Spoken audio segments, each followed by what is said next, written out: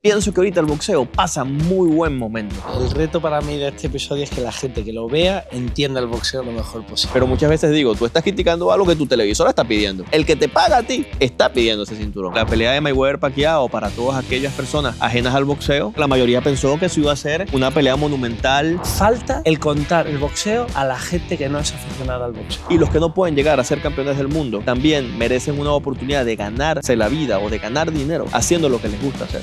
Bueno, bienvenido a un nuevo episodio de Game Day. Hoy otra vez desde un sitio donde pasamos mucho tiempo y con mi gran amigo Juancho. ¿Qué haces aquí, qué? ¿Cómo estás? Bien. Llevamos tiempo intentando cerrar esta conversación y entre tus viajes y los míos no había manera. Sí, mucho tiempo. Bueno, pero aquí estamos, ¿no? Bueno, para empezar. Vamos a discutir hoy mucho de boxeo y con una persona que lo conoce, como tú, que lo conoces desde dentro. Siempre digo que tú eres Javi es mi mentor, mi entrenador es mi mentor de boxeo. Nuestro entrenador. Y nuestro entrenador. Y tú eres mi Biblia, ¿no? Él es probablemente la persona que conozco que más sabe de boxeo. Hay más gente que sabe, pero está bien. Sí, es un honor, es un honor.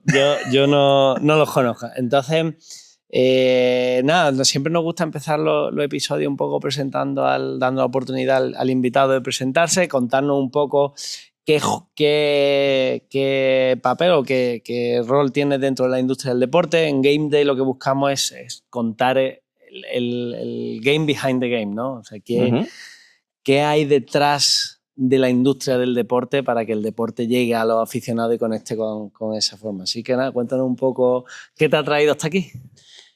Bueno, yo actualmente soy el director ejecutivo de la Asociación Mundial de Boxeo, que es el primer organismo mundial en regir el boxeo. Nacimos en 1921 y cambiamos de la Asociación Nacional de Boxeo, NBA, no la NBA del baloncesto, a Asociación Mundial de Boxeo.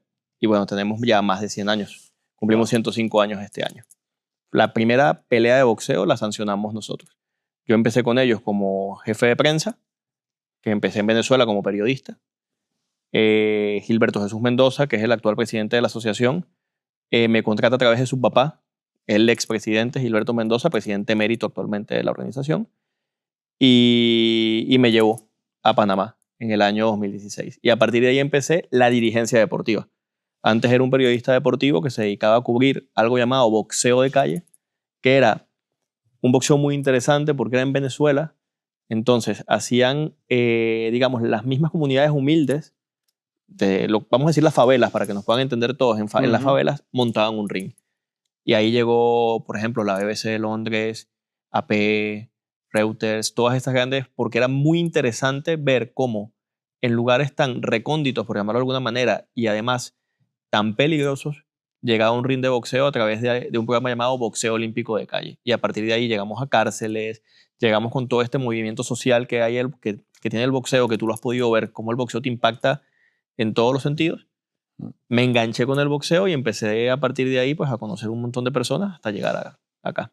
Hasta llegar aquí. Y hay una cosa que la gente que se aproxima al boxeo no termina de entender y que a ver si tú que estás dentro nos lo consigues explicar de alguna forma, ¿vale? Si tú piensas en cualquier deporte, el fútbol tiene la FIFA. La FIFA manda todo. En el boxeo tienes la WBA, la World Boxing Association a la que tú perteneces, la WBC, World Boxing Council, la International Boxing Federation, tiene todas las categorías. En cada categoría tiene varios campeones del mundo. ¿Cómo funciona a nivel de organismos el boxeo internacional? Ya nos empezamos a meter en materia muy rápido. Sí, tenemos 4 grandes organizaciones de boxeo. Y bueno, ahora se están sumando nuevos actores, ¿no? Al boxeo y con peso. Todas las organizaciones son, en mayor o menor medida, hijos de la Asociación Mundial de Boxeo, de la WBA. Son separaciones internas que existieron. Las últimas a finales de los 80, donde nacen la WBO y la IBF.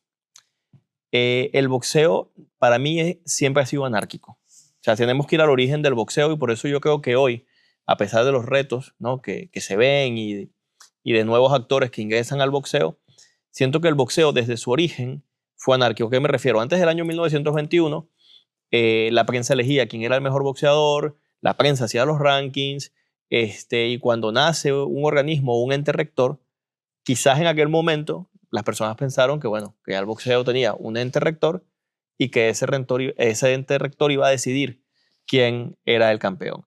Pero más adelante nace la WBC, luego nace la WBO y luego nace la IBF. Es decir, volvimos desde mi punto de vista al origen del boxeo. Todos tenemos dentro de nuestras organizaciones similares reglas, varían, por ejemplo, por lo menos en cuanto a peleas, ¿no? Varían muy pocas reglas. En cuanto a la Asociación Mundial de Boxeo, mantenemos la regla de las 3 caídas, hablando propiamente del boxeo, y luego nuestras reglas para sancionar un combate o no sancionarlo también son similares. Ahora, son 4 campeones mundiales que pueden existir al mismo tiempo. Es verdad que luego, me imagino que irás hacia allá, hay interinos, hay otros tipos de campeones, que también los hablaremos, y estos campeones pueden unificar entre ellos. Para mí esto genera realmente, es verdad, desde el punto de vista periodístico y desde el punto de vista del aficionado, puede ser difícil de entender o es difícil de entender. Pero también creo que hace que el deporte a su vez sea más democrático. Porque tú en el fútbol, es cierto, sí, la FIFA es un solo ente rector y para ser campeón mundial en cuanto a selecciones, pues tú eres campeón mundial si ganas el campeonato de la FIFA.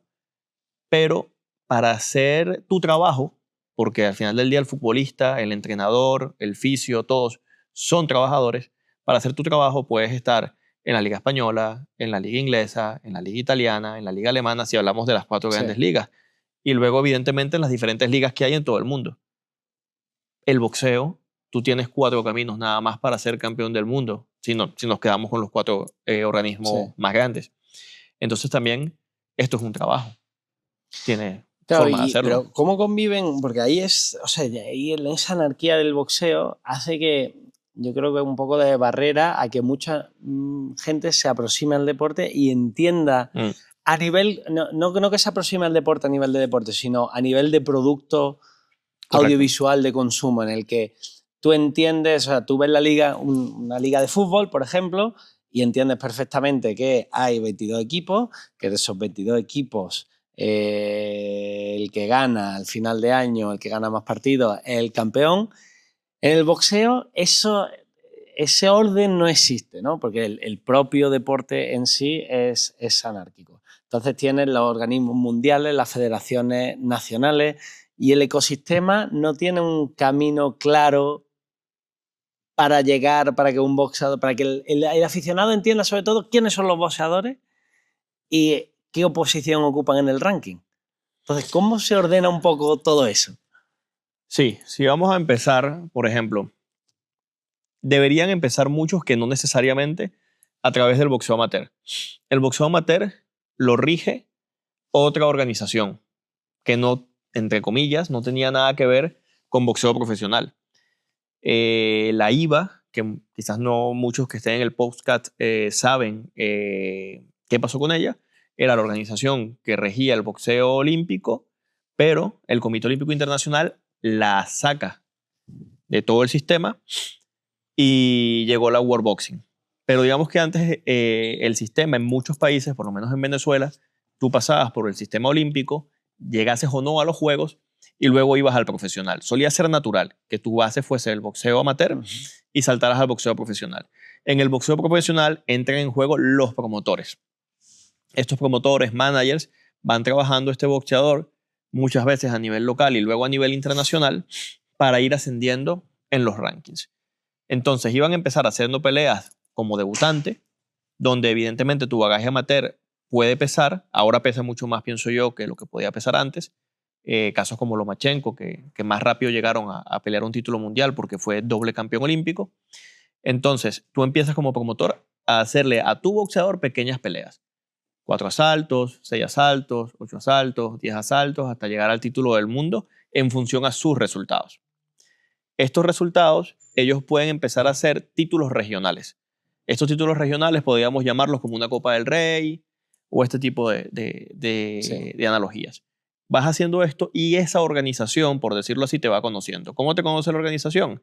Bueno, porque tú bien tocas la puerta y pides un título y las personas que estamos allí, pues leemos ese correo, vemos ese perfil, manejamos entre nosotros si este puede pelear, o perteneces ya a una promotora medianamente grande, que ya tiene los contactos, que te pueda ayudar, pues como todo, como quizás un manager en fútbol, que pueda ayudarte a que tú vayas ascendiendo dentro de una organización futbolística o dentro de cualquier organización deportiva, es lo mismo. Tú vas ascendiendo y en función a las defensas de ese título, al nivel y el calibre de tu oposición que hayas enfrentado, vas subiendo en ese ranking hasta que o bien tienes la oportunidad de estar en los primeros 15 del ranking, ¿no? De las diferentes divisiones de peso que tienes. Puede pasar que un campeón que tiene una defensa opcional, es decir, que puede decidir entre esos 15 boxeadores con quién pelear, porque son los 15 mejores para la organización, y dice, yo voy a pelear con él. Esta persona puede ganar ese título o puede pasar que te conviertas en el retador mandatorio, es decir, que nosotros, en función a ver cómo este boxeador ha evolucionado, le digamos al campeón, hey, ahora te toca pelear con este, que es el mejor para nosotros de esta división, y tienes que darle la oportunidad a esta persona. Digamos que es un poco como puede funcionar. Evidentemente entra luego las televisoras, entran luego muchos actores. Pero digamos esta sería la forma ideal, ¿no? Sin hablar de los otros factores que pueden intervenir. Entonces, bueno, en todo este ecosistema de promotores, los organismos, ¿cómo funcionan los puntos del ranking? O sea, yo entro, empiezo a hacer peleas, tal. El ranking es parecido, para que lo entienda la gente, es como el ATP de tenis, que tú ganas torneos, te dan puntos, tal, no sé qué. ¿Cómo es un poco? O sea, que me gustaría destripar un poco cómo es ese ranking, cómo empieza a estar rankeado, cómo... O sea, yo he entendido la parte que has dicho, oye, pues el promotor o el boxeador no se registra, digamos, dentro de la WBA, le dice a la WBA, oye, estoy aquí, existo, he hecho estos combates, me gustaría hacer un torneo, pero luego ya después, ¿cómo se va decidiendo quién sube en el ranking, quién baja? A ver, el ranking es un gran punto de debate dentro de las organizaciones, dentro de los aficionados. De hecho, creo que es una de las partes que más me he dedicado a ver y a estudiar, y he hecho trabajo sobre el ranking, ¿no? Que, bueno, estamos en estudios, estamos viendo.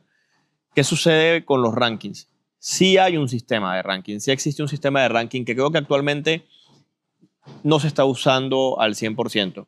Este sistema de ranking, este primer sistema de ranking, lo hace Gilberto Mendoza Padre. Si no estoy mal, este sistema es hacia finales de los años 70, porque él es presidente del año 82, y gracias a este trabajo llega a ser presidente.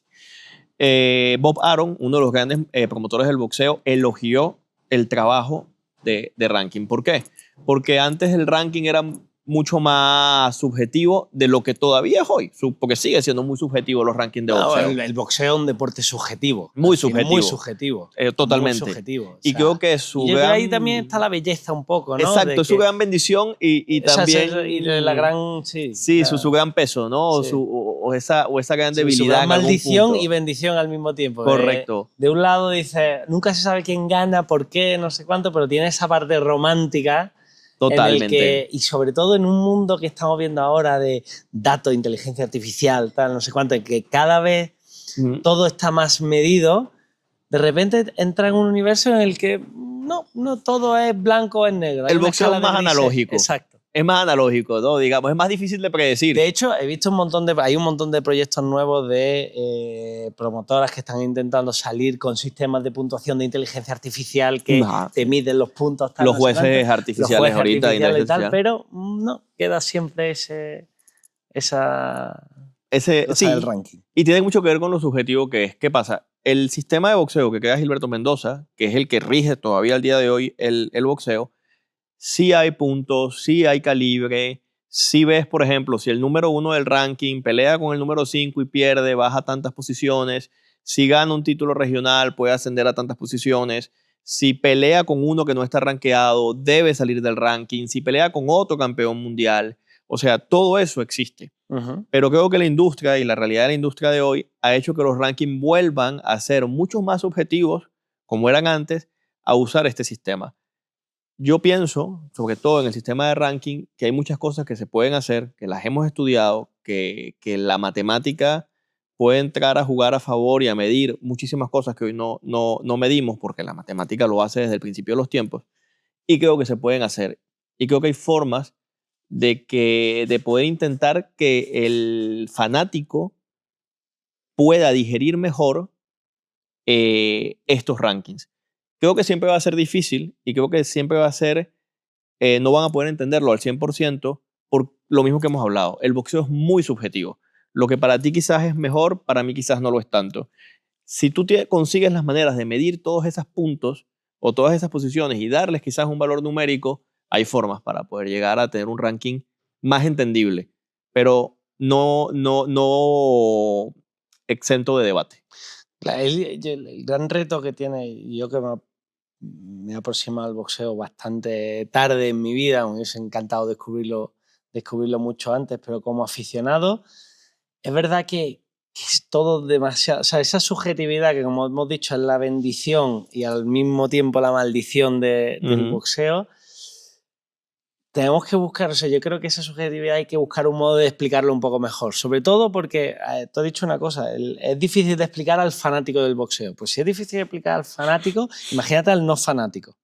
Total. Y creo que estamos en un momento en el que la propia industria, con personajes como Ibai, con la velada que hace con creadores de contenido, como Jake Paul, que de repente es un creador de contenido que pasa a ser boxeador profesional. Estamos en un momento en el que tenemos una oportunidad como industria, como deporte, de llegar a un montón de gente nueva, y yo creo que ahí tenemos todos que hacer un esfuerzo en explicar lo mejor posible cómo funciona, porque si no, tenemos el riesgo de perder esa oportunidad de gente que no es tan fanática del boxeo y que a lo mejor, porque no entiende muy bien cómo funciona el tema, no se acaba de enganchar. Estoy de acuerdo con que hay cosas que hay que explicar mejor. También creo que es un trabajo donde la misma prensa también entra, ¿no? Porque... Y los organismos, no podemos dejar a los organismos evidentemente por fuera, que somos los que regimos el boxeo y que de una u otra manera tenemos mucho peso en lo que hoy ocurre con la industria y con lo inentendible que puede ser, sobre todo para el nuevo aficionado, el sistema. Porque realmente el boxeo es muy fácil de entender, ¿no? Sí. Viene, digamos, de nuestra parte más primitiva. Hay libros como del boxeo, un ensayo de Joyce Carol Oates, que te hablan muy bien sobre el por qué les gusta esa parte primitiva del boxeo, que lo puedes asemejar al Coliseo Romano, dos gladiadores, dos personas peleando. O sea, eso es muy básico. Sí. Eso lo entiende cualquiera.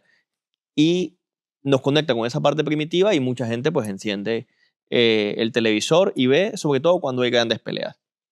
Yo pienso que la gran afición no se ha ido del boxeo, pienso que sigue encendiendo el boxeo, pienso que hay que medirla mejor también un poco, porque quizás no tenemos estudios de cuánta gente nos está encendiendo para ver combates, pero todavía tú ves en Inglaterra que se llenan estadios, en Estados Unidos sigue siendo un bastión, creo que siguen siendo estos dos, Japón con Inoue, con sus grandes boxeadores, están volviendo a llenar las arenas, que es otro país histórico.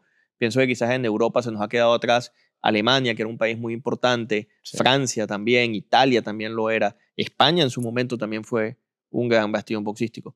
Entonces, pienso que en el caso de los 4 organismos de estos sistemas de rankings, sí debemos mejorarlo, hay maneras, se está trabajando por mejorar los sistemas de rankings, por hacerlos sobre todo más entendibles para el público, para que el público pueda quizás tener la facilidad de saber qué puede pasar con X o cual boxeador para poder hacer un seguimiento, como se hace en los otros deportes, Exacto. que es lo que te ilusiona, para llevarlo al debate del VAR, que al final del día pienso que el dinero del boxeo y en la industria del boxeo se genera a partir, quizás es un poco romántico lo que digo, desde el debate del VAR.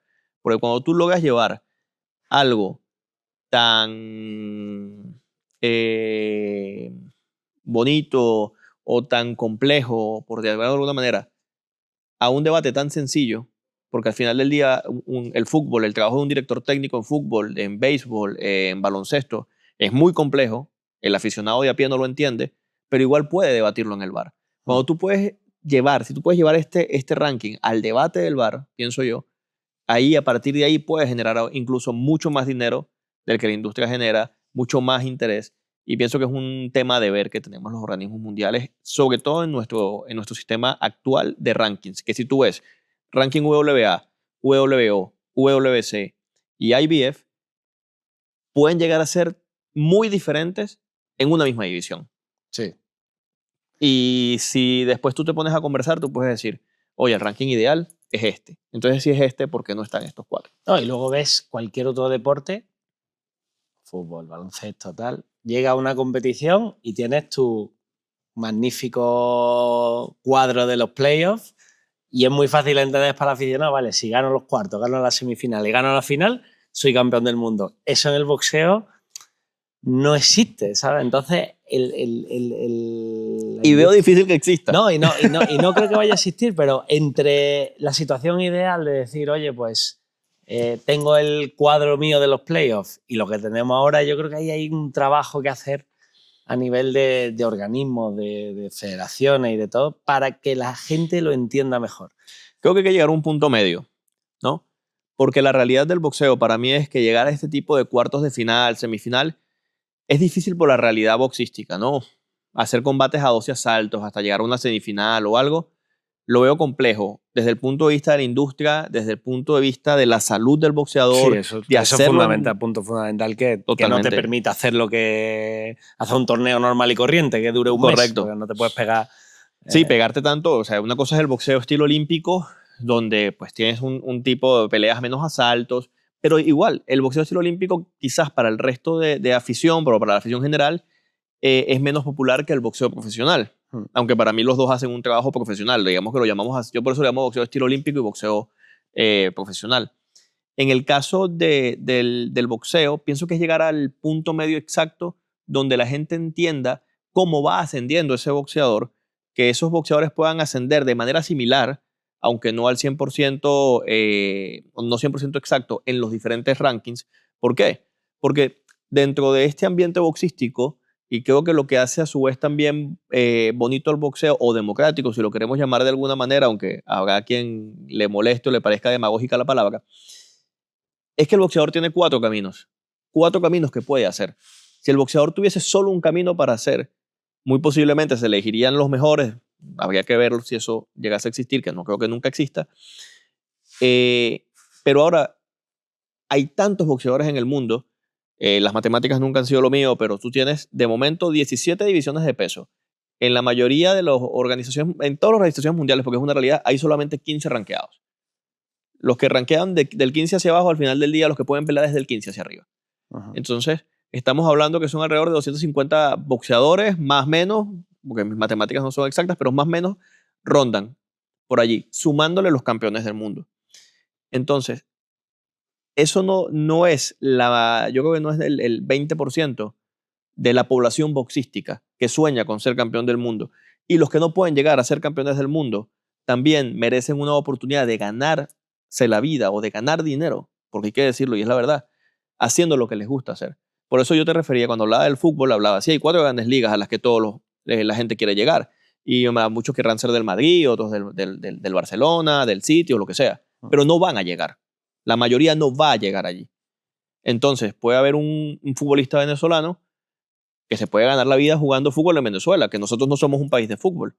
Quizás va a Colombia y gana un poco más de dinero en Colombia.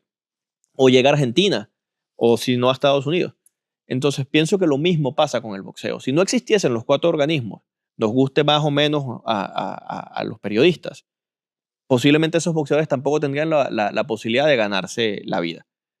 Sí, los organismos tenemos que hacer un esfuerzo en que es verdad que todos se puedan ganar la vida con esto, no todos van a poder llegar a ser campeones del mundo, porque no todos van a jugar en el Madrid, no todos ganan la Champions, no todos ganan el Mundial, pero sí de tener unos rankings mucho más claros para que la gente pueda entender cómo tú vas ascendiendo dentro de un ranking, por qué tú eres el mejor, porque volvemos a la historia. Yo creo que hoy el mejor del mundo, salvo que unifique todos los cinturones, como ha hecho Usyk en su momento en los pesos pesados, como ha hecho Inoue, como han hecho otros tantos boxeadores, hoy muchas veces el mejor de diferentes divisiones lo elige el aficionado o lo elige la prensa, como pasaba antes de 1921. Por eso te digo que dudo que el boxeo llegue a ser 100% manejado como una FIFA, porque nacimos anárquicos. Y pienso que lo que tú no puedes borrar nunca es tu origen. Tu origen vuelve en alguna manera. En 1921. Vuelve. Sí, sea, yo pienso que eso siempre va a volver. Entonces puede pasar que por un momento alguien maneje la industria, que alguien sea más fuerte, que una promotora trabaje más con un organismo, que eso pasa. Porque las promotoras al final se van moviendo por sus propios intereses. Dicen, bueno, me están dando más por aquí, pues trabajo más con esta persona. Ah, bueno, pero ahora por acá. Entonces ahora me voy por acá. Y eso también hace muchas veces que esas peleas que tardan más en cocinarse, como la de Mayweather-Pacquiao, que creo que tardó demasiado en cocinarse, generen grandes cantidades de dinero. Y tanta expectación por parte del... Que puede jugar también en contra, porque la pelea de Mayweather-Pacquiao, para todas aquellas personas ajenas al boxeo, yo pienso que la mayoría pensó que eso iba a ser una pelea monumental, que iban a ver un Ali Foreman, un Ali Fraser, que se iban a dar golpes por todos lados, y cuando tú conoces el boxeo y veías la pelea, tú decías, esto no va a ser lo que la gente está esperando. Y en efecto sucedió. La pelea no fue lo que quizás la opinión pública o lo que sonaba de la opinión pública quería, que era esta golpiza dentro del ring. No sucedió. Sí. Fue una cosa que mucha gente salió decepcionada por esta pelea. Y vamos a ir un paso más atrás. Tú has contado que empezaste cuando te aproximaste al boxeo, en ese boxeo de calle, con el boxeo estilo olímpico. ¿Cómo le explicarías a una persona que no sabe nada de boxeo la diferencia entre el boxeo estilo olímpico y el boxeo profesional? Bien, el boxeo estilo olímpico, primero, no ganan la misma cantidad de dinero. Eso es lo primero. En el boxeo estilo olímpico tú peleas por la gloria, por tu sueño, por esa medalla. Eso es una realidad, porque ganas menos dinero. ¿Puedes hacer dinero? Bueno, como todo en la vida. Evidentemente depende del país donde nazcas, depende de cómo se maneja el sistema olímpico en ese país. Puedes acceder en lo que Venezuela llamaban becas, ¿no? Que era un dinero mensual que a ti te daban. Hay varias igual maneras. Que aquí en España o el Comité Exacto. Olímpico. O lo que... Ese boxeador sí tiene un sistema de torneos a lo largo del año a los que se tiene que enfrentar. Va a depender de cada país esos sistemas, ¿no? Puedes tener nacionales. Aquí, por ejemplo, hay algo que me gusta mucho que es el Nacional de Club, que son esos clubes boxísticos que aquí los llaman así, nosotros los llamamos de otra manera, pero vamos a hablar de cómo lo manejan en España. Esos clubes boxísticos llegan a un Nacional de Clubes y se enfrentan. O sea, tienes muchas maneras de hacerlo. Luego tienes, por ejemplo, en el lado de América, Juegos Centroamericanos, los Juegos Bolivarianos, que es para la parte más alta de Sudamérica. Tienes los Juegos Panamericanos y entras en lo que llamamos el ciclo olímpico.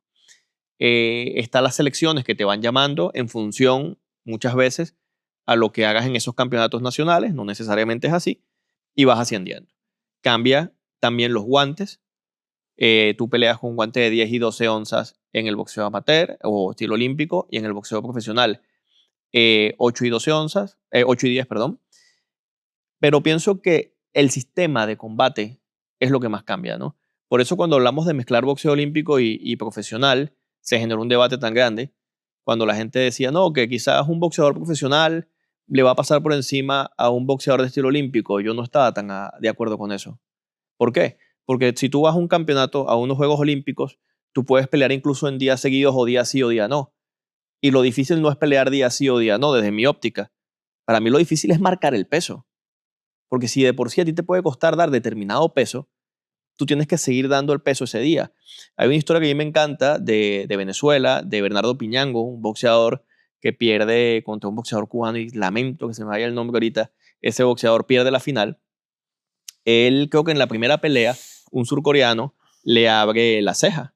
Es decir, tiene que pelear herido los siguientes combates. Y lo que hace Eleazar Castillo, su entrenador, junto con Ángel Edesio Escobar, dos grandes entrenadores del boxeo venezolano, le curan la herida y le dibujan una herida en el otro lado. Entonces la gente, como no sabía dónde tenía la herida, le estaba pegando en el otro ojo. Y él después dijo, bueno, no, llegó el cubano me pasó por encima. Para mí esa es la gran diferencia del boxeo estilo olímpico y el boxeo profesional. Que tú tengas que ir primero a un sitio donde además no hay nadie que te proteja, entre comillas, porque también las federaciones tienen la manera de protegerse. Pero se supone que tú vas a un sorteo donde no sabes a quién te vas a enfrentar. Y no puedes decidir, como en el boxeo profesional muchas veces, a quién te enfrentas. Luego, tienes que marcar el peso una cantidad de días determinada. Es decir, que pues muchas veces hay deshidrataciones, no puedes alimentarte como te quieres alimentar, tienes que entrenar muchas veces para volver a hacer el peso luego de pelear, no sabes cómo fue el trámite de ese combate, como te pongo el ejemplo de esta persona que le hirieron el ojo. Para mí es la gran diferencia entre el boxeo estilo olímpico y el boxeo profesional. Y que el boxeo estilo olímpico, si tú lo sigues, pues tú sí puedes determinar, bueno, este es un campeón panamericano que se va a enfrentar a un campeón europeo o asiático o donde fuere, y puedes ir viendo cómo estas llaves van haciendo hasta que tú llegues a la final, porque hay un sistema clásico como unos playoffs de béisbol, de baloncesto, o unos octavos de final de la Champions, que tú puedes ver cómo tú vas llegando hasta la final y a quién te vas a enfrentar. Yo creo que la denominación de decir boxeo amateur, boxeo profesional, es como que automáticamente degrada un poco de cara a la gente que no lo conoce, al público. Y yo creo que esa es lo que hablamos, el gran reto que tiene la industria del boxeo, que es hablar un lenguaje que entienda todo el mundo. Por eso, desde la Asociación Mundial de Boxeo, cuando empezaron en la IVA a hablar con el presidente que era apellido Wong, empezaron a hablar de unificar y de permitir que el boxeo profesional o boxeadores profesionales ingresasen al ciclo olímpico, mucha gente dijo que no. Dentro de la Asociación Mundial de Boxeo, la política marcada por Gilberto Jesús Mendoza fue sí. Y lo llamamos un solo boxeo. ¿Por qué es un solo boxeo? Y por eso también empezamos a hablar de boxeo estilo olímpico. Porque para mí, el trabajo que hace un boxeador en la selección, yo cubrí muchos años la Federación Venezolana de Boxeo y estuve incluso como su jefe de prensa, hace el mismo trabajo que un boxeador profesional. Entrenan la misma cantidad de horas o más y tienen quizás más enfrentamientos que los boxeadores profesionales. No estamos hablando de los sparring, porque evidentemente tú estás haciendo sparring y para mí esos golpes cuentan, porque no es, la gente a veces dice, peleó 2 veces al año, no. Peleó más veces, porque los golpes de un sparring y tú estás haciendo sparring, sabes que cuentan. Sí, o sea, esos golpes cuentan. Entonces, un boxeador estilo olímpico hace sparring también. Un boxeador estilo olímpico luego tiene diferentes torneos a los que se mide, diferentes personas con las que se enfrenta, diferentes heridas, diferentes lesiones, pasa por lo mismo. Y muchas veces, por no decir en la mayoría, porque seguramente es en la mayoría, sin la misma cantidad de recursos, sin la misma cantidad de dinero. Entonces, sí, me parece que la manera mejor de denominarlo es boxeo de estilo olímpico y creo que las organizaciones mundiales tienen que hacer ese esfuerzo como hemos hecho nosotros a través del WBA Future, donde intentamos hacer un camino a esos boxeadores estilo olímpicos que puedan hacer su boxeo estilo olímpico dentro de nuestra organización, que luego puedan saltar a boxeo profesional y nosotros poder hacer un seguimiento desde que él inició a boxear hasta que llega al boxeo profesional para poder mejorar a su vez nuestro sistema de ranking, para poder a su vez también devolverle al boxeador o al boxeo lo que nos da como boxeo profesional y que esa semilla pueda irse sembrando y pueda ir subiendo. Tiene mucho sentido lo que dice y en este esfuerzo que hoy el reto para mí de este episodio es que la gente que lo vea entienda el boxeo lo mejor posible. Vamos a ir a una cosa que es muy sencilla, pues yo creo que el boxeo tiene un poco como el fútbol, también, que puede ser un deporte que es natural de las personas. Tú, un niño, Sí. a mí me pasa con mi sobrino, le tiro un balón y le pego una patada. Entonces, el origen del deporte es natural. El boxeo, como tú dices, se remonta a Imperio Romano, es nuestro instinto más primitivo. La gente lo entiende, o sea, entiende. Tú ves un boxeo, no tienen que explicar las normas, lo ves. Lo que no entienden, no terminan de entender es, oye, cómo funciona la puntuación, ¿no? ¿Quién gana cada cosa? A mí me gustó mucho una cosa que me dijiste tú, cuando veas un torneo, cógete un papel y un boli y en cada round elige quién ha ganado. Y así llevas tu tarjeta. ¿Cómo funciona el tema de las tarjetas? En la oficina, sobre todo, tenemos una máxima que es: no puedes hablar de un combate si no llevaste tu tarjeta. Evidentemente, esto no lo podemos llevar al aficionado común porque tampoco le vamos a exigir al aficionado común su derecho a insultar a quien corresponde, ¿no? Porque ese es el derecho del aficionado y es lo que también genera que la industria sea interesante. Pero la mejor manera de quien quiere realmente evaluar un combate y saber lo que vio en un combate es llevar su tarjeta. Entonces partimos de nuestro sistema de 10 puntos, ¿no? ¿Qué es lo que le digo yo a las personas? Tú tienes que ver o imaginar que los dos boxeadores llegan a ese asalto con 10 puntos cada uno. Porque son 12, vamos a hablar de una pelea de 12 asaltos, son 12 peleas dentro de un combate de boxeo. Cada uno inicia con 10 puntos. Tú vas a analizar si el hombre es más ofensivo. En el boxeo profesional tú vas a priorizar la ofensiva, pero luego también evidentemente está la defensa, está también la deportividad como uno de los puntos a evaluar. Y tienes que ver quién está imponiendo su ritmo dentro del combate o quién dio el mejor golpe dentro de ese combate o dentro de ese asalto. O sea, todo eso lo vas a ir evaluando. Cuando tú pasan tus 3 minutos o 2 minutos según la pelea que estés viendo, tú tienes que ponerle 10 al que gana el asalto y 9 al que pierde. ¿Qué pasa? Si hay una caída en el asalto, quitas un punto más. 10 para el que gana el asalto y 8 para el que pierde. Si hay 2 caídas, 17, si hay 3 caídas, 10, y así vas bajando. No vamos a hablar de reglas de 3 caídas para no enredar a la gente. Entonces, y así vas bajando. Lo vamos a poner allí como para que todos puedan entender. Volvemos. Arrancas con 10-10. Al que ves ganar, 10 para el que gana, 9 para el que pierde. Si hay caída, 18. Si hay otra caída, 17. Y así sucesivamente. Si tú vas evaluando esa pelea y tú dices, este round se lo di a este round se lo di al otro, y luego sumas las cartulinas, cuando tú sumas, tú puedes decir, bueno, vi 114-114, vi empate, o vi 115-113. O sea, tú sumas todo y tú vas a saber para ti realmente quién ganó. Porque muchas veces nos quedamos dentro del boxeo con ráfagas que pasaron en 2 o 3 asaltos. Por ejemplo, estuve en una pelea donde un boxeador tira 2 veces al otro y lo tira muy feo. Y el boxeador estaba, porque se tambaleaba, pero podía seguir. Resulta que este boxeador, desde mi óptica, cuando empecé a llevar las tarjetas, solo ganó los 2 asaltos donde tumbó a su rival. Pero el otro rival, para mí, ganó el resto de asaltos. Entonces, a pesar de esas 2 caídas, el boxeador que cayó gana la pelea. Por eso tú tienes que analizar las peleas o todos los combates como 12 peleas, 10 peleas, 8 peleas, 6 según la cantidad de asaltos. La cantidad de asaltos son las mini peleas, si las queremos ver así, que hay dentro de un combate de boxeo. Y tú debes llevar tus cartulinas para tú poder saber o decir qué viste. Si no las llevas, pienso que vas a carecer de tener la certeza de lo que realmente viste. Y me parece más grave cuando un analista de boxeo lo hace.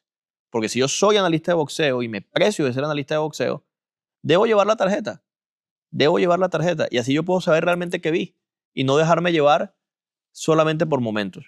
Y creería yo, y espero que es así, que la mayoría de los analistas de boxeo llevan su propia tarjeta, aunque no siempre la comenten, y con base a esa tarjeta, pues, emiten O sea, su tú opinión. pondrías como norma que cualquiera que escriba una crónica de un combate de boxeo tendría que publicar su tarjeta para decir, oye, esta es la tarjeta. No sé si publicarla. Sería bueno porque entonces también los oficiales tendrían un poco la forma de desquitarse, porque muchas veces los oficiales son seres humanos, se pueden equivocar, ¿no? Vamos a hablar sobre todo de la buena gente, se puede equivocar. Entonces, claro, muchas veces el periodista tiene la suerte de que no publica su tarjeta. Y quizás el periodista vio ganar al otro, pero no te lo va a publicar porque sabe que la opinión pública lo mata. Porque muchas veces estoy seguro Hombre, que más de uno lo hace, ¿sabes? A toro pasado todos son manoletes, como Exactamente. dicen en España, ¿no? Entonces, Todos sabemos cuando Pero- lo que va a opinar ya te deja llevar un poco. Pero te aseguro que más de un oficial le gustaría que el cronista de boxeo, antes de hacer su crónica, publique su tarjeta. Sobre todo en combates cerrados. Tú en combates cerrados no puedes decir real, porque el boxeo es subjetivo. Tú en un combate cerrado, donde round a round tú vas bien. De hecho, yo creo que hay un gran problema dentro del boxeo. Y es que la gente piensa que en un combate cerrado, un boxeador no puede ganar los 12 asaltos. Claro que un boxeador puede ganar los 12 asaltos. Si tú vistes 12 asaltos en un combate cerrado, estamos peleando tú y yo, y vamos a dejar que tú me ganes la pelea, verá, ganaste por poco. Todos los asaltos, pues tú me ganaste todos los asaltos. Eso es posible.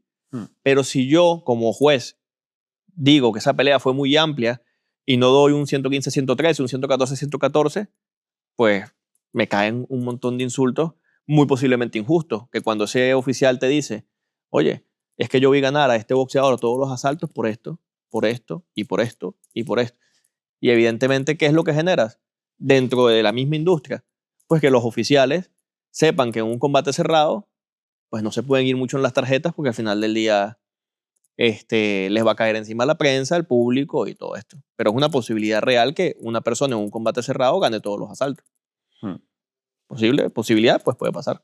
Claro, pero luego efectivamente no puede, lo que dices, te deja al final influenciar. Somos personas y te deja influenciar, y dentro de esa subjetividad es difícil encontrar. Entonces, claro, tienes que ir criterio. saber llevar también la pelea como oficial, para que no se vaya muy lejos. Y también es verdad, das un resultado más real y más fidedigno a lo que pasa en el combate de boxeo. Porque sí es cierto que si una pelea fue cerrada y tú ves un 115-113, dices la pelea fue cerrada, muy posiblemente. Si ya luego tú te pasas a diferencias más grandes, pues la gente piensa, este no sabe lo que vio, o se le dejó ir la pelea, y ya a la hora de escribir la crónica, pues muy posiblemente ese combate o ese resultado no marque lo que pasó en el ring. Entiendo. Y ya para terminar un poco, vamos a hablar de boxeo, porque yo creo que te lo he dicho al principio, eres de las personas que conozco que más sabe de boxeo, menos de mi círculo cercano. Para ti, ahora mismo, ¿quién es el más grande? ¿Quién es el mejor boxeador que hay ahora en activo? En activo, para mí Naoya Inoue. Para mí Naoya Inoue. A ver, Usyk también. Es que pienso que ahorita el boxeo pasa muy buen momento. Aunque parezca que no, o aunque haya quien diga que no, pienso que están volviendo las figuras. A mí me parece muy bonito lo que pasó en la categoría de los pesos pesados, donde tenías un Anthony Joshua volviendo, donde Dubois volvió a ser figura estelar, Wilder, Fury, y de todos esos viene un Andy hombre Ruiz, como que Usyk, sale de la nada, que Andy parecía Ruiz, que le iban a arrancar la cabeza y de repente gana. O sea. Exactamente. Y tienes a un Usyk que, sin ser tan alto para una categoría, siendo más un crucero natural, o sea, pienso que para mí no se puede dejar atrás lo que hizo Usyk, y ese romanticismo de los pesos pesados que tan importante es.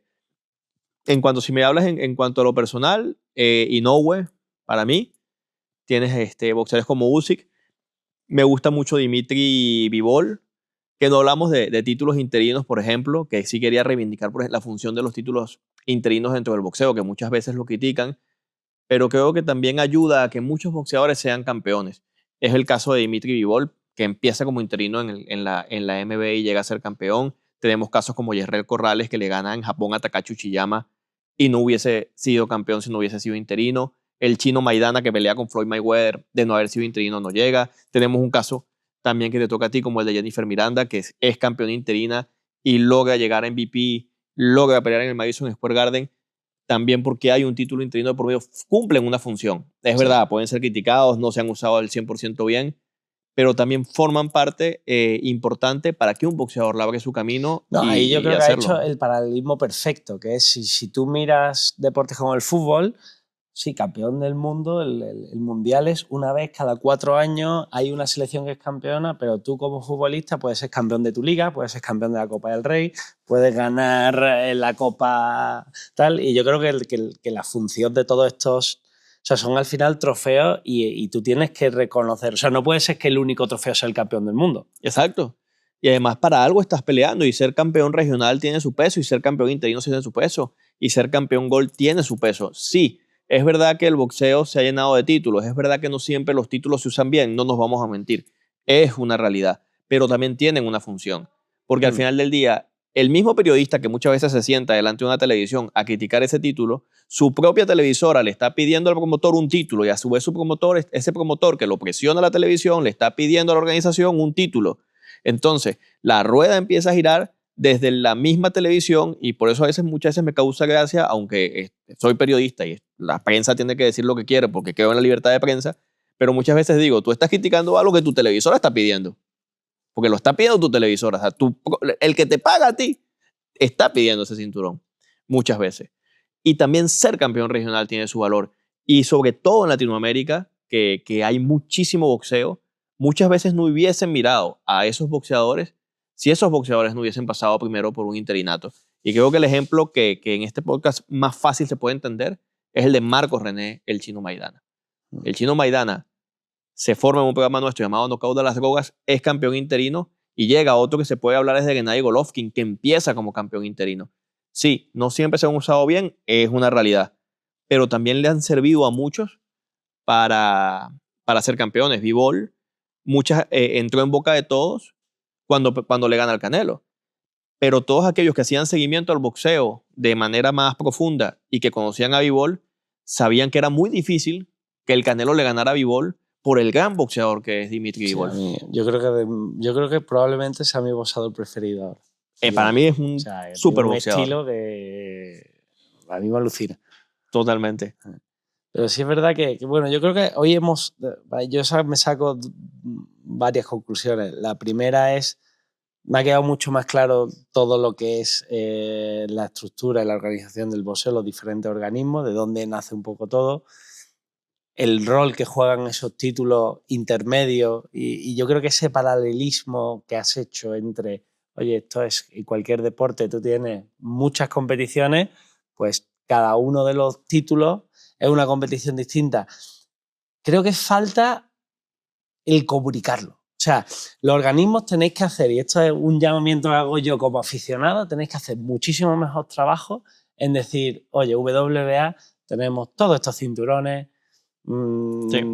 o sea, todos estos cinturones, y no es que uno sea más que otro, no, es que estos son una especie de camino clasificatorio para ir al campeón del mundo y dar valor y realmente ensalzar esos títulos, porque falta el contar el boxeo a la gente que no es aficionada al boxeo. Eso es una realidad y quedamos a deber.